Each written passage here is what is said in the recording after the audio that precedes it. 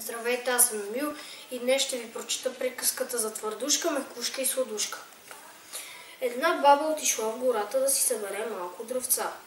Един гладен вълк я срещнал и рекал: „Бабо, ще те изям." Синко, не дей, аз имам 3 дъщери.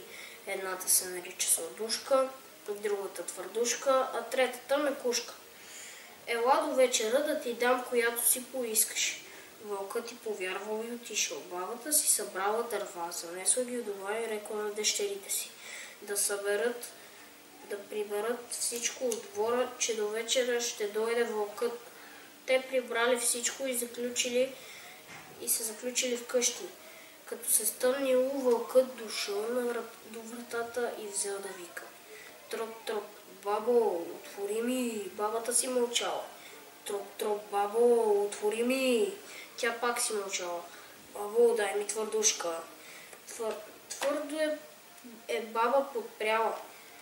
„Мекушка, бабо, мекушка." Меко е баба постлала. „Сладушка, бабо, сладушка." Сладко е баба готвила.